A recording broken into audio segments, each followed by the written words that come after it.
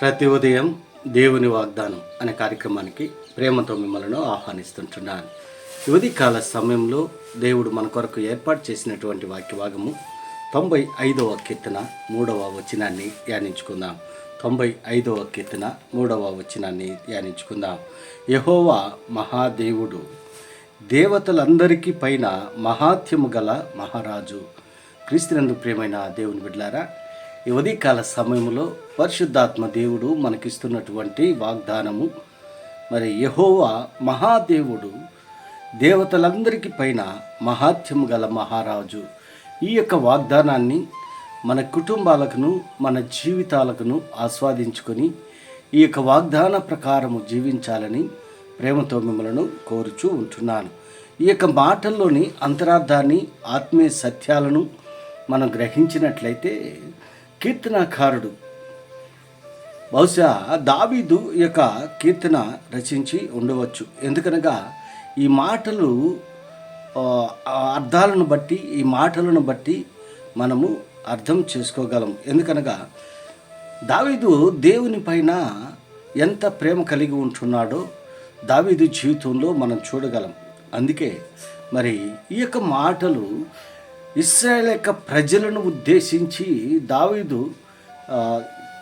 ఈ యొక్క కీర్తనను రచిస్తున్నట్లుగా మనం చూస్తుంటున్నాం. మొదటి వచనంలో మనం గమనించినట్లయితే, రండి యెహోవాను గూర్చి ఉత్సాహధ్వని చేయుదుము, మన రక్షణ దుర్గమును బట్టి సంతోషగానము చేయుదుము అని మరి సంబోధిస్తూ ఉంటున్నాడు. ఎందుకనగా దావీదు దేవుణ్ణి అనునిత్యము స్తుతిస్తూ ఉంటున్నాడు, ఆరాధిస్తూ ఉంటున్నాడు, మహింపరుస్తూ ఉంటున్నాడు, దేవుని కీర్తిస్తూ ఉంటున్నాడు. దావీదు జీవితంలో మనం గమనించినట్టయితే బాల్య దశలో నుండి కూడా దేవుణ్ణి మరి సితార తీసుకొని దేవుని స్తుతిస్తూ ఉంటున్నటువంటి దావీదును జీవితాన్ని మనం చూడగలము. అందుకే మరి చదవబడినటువంటి ఈ యొక్క మాటల్లో మనం ఆత్మీయ సత్యాలను గ్రహించినట్లయితే, యెహోవా మహాదేవుడు దేవుని యొక్క ఉన్నతిని, దేవుని యొక్క మరి గుణగణాలను ఇక్కడ బయలుపరుస్తూ ఉంటున్నాడు. ఆయన మహాదేవుడుగా ఉంటున్నాడు, దేవతలందరికీ పైన మహాత్యము గల మహారాజు ఉంటున్నాడు. ఆయన సియోను రాజుగా ఉంటున్నాడు, రాజులకు రాజుగా ఉంటున్నాడు, ప్రభువులకు ప్రభువుగా ఉంటున్నాడు, దేవుణ్ణి హెచ్చిస్తూ ఉంటున్నాడు, దేవుని యొక్క లక్షణాలను ఇక్కడ మరి వ్యక్తపరుస్తూ ఉంటున్నాడు. ఆయన మహాదేవుడుగా ఉంటున్నాడు, బలమైనటువంటి దేవుడు, ఆశ్చర్యమైనటువంటి దేవుడు, మరి బలవంతుడైనటువంటి దేవుడుగా ఆయన ఉంటున్నాడు. అంత మాత్రమే కాదు, కానీ మరి కింద భాగంలో మనం గమనించినట్లయితే, కృతజ్ఞతాస్తుతులతో ఆయన సన్నిధికి వచ్చేదము, కీర్తనలు పాడుచు ఆయన పేరిట సంతోషగానం చేయదు. ఎందుకనగా దేవుడు చేసినటువంటి మేలును బట్టి, దేవుడు చేసినటువంటి అద్భుతాలను బట్టి, దేవుడు చేసినటువంటి క్రియలను బట్టి ఆయనకు మాత్రమే కృతజ్ఞతాస్తుతులు చెల్లించవలసిన వారంగా ఉంటున్నామని దావీదు యొక్క ఉద్దేశంగా ఉంటున్నది. అవును ప్రియులారా, మరి ఇశ్రాయేలు యొక్క ప్రజలు దాసత్వంలో నుండి వారు దేవునిని విసర్జించి దేవునిపైన తిరుగుబాటు చేసి జీవిస్తున్నటువంటి కాలంలో దేవుడు వారిని ప్రేమిస్తూ ఉంటున్నాడు, దేవుడు వారిని ఆదరిస్తూ ఉంటున్నాడు, దేవుడు వారిని ప్రేమిస్తూ ఉంటున్నాడు, వారిని రక్షిస్తూ ఉంటున్నాడు. అనేక విధాలుగా, అనేక సందర్భాల్లో మరి దేవుడు వారిని మరి నడిపిస్తూ ఉంటున్నాడు, విడిపిస్తూ ఉంటున్నాడు, శత్రువుల చేతుల నుండి వారిని తప్పిస్తూ ఉంటున్నాడు. ఇక్కడ అందుకే ఆ యొక్క విధానాన్ని బట్టి, దేవుడు చేసినటువంటి మేలును బట్టి దేవునికి కృతజ్ఞతాస్తుతులు చెల్లించేటువంటి వారుగా ఉండాలని కీర్తనకారుడు యొక్క ఉద్దేశంగా ఉంటున్నది.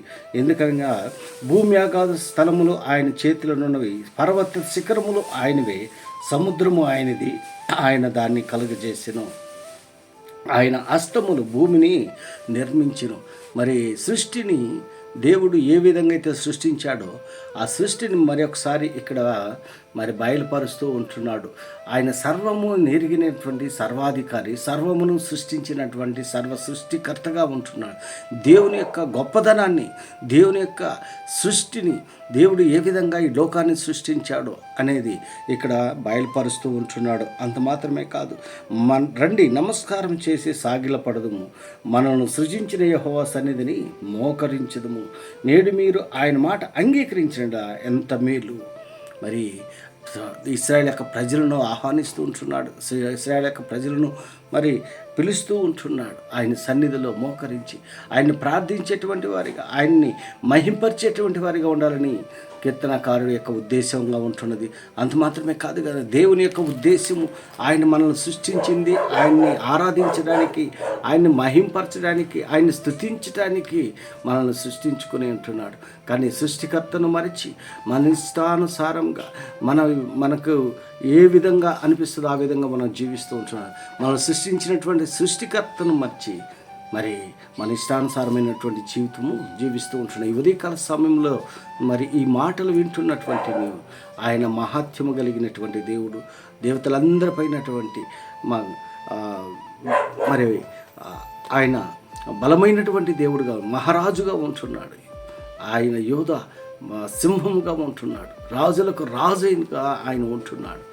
మరి దేవుడు చేసినటువంటి మేలును బట్టి, దేవుడు చేసినటువంటి ఆశ్చర్య కార్యాలను బట్టి ఆయన్ని స్తుతించేటువంటి వారిగా, ఆయన మహింపచేటువంటి వారిగా నీవు నేను ఉండాలని ఈ కొద్ది మాటల ద్వారా నేను హెచ్చరిక చేస్తుంటున్నాను. దేవుడి యొక్క మాటలను మీకును మీ కుటుంబాలకును ఆశీర్వాదకరంగా దేవుడు మార్చునుగాక. ఆమేన్.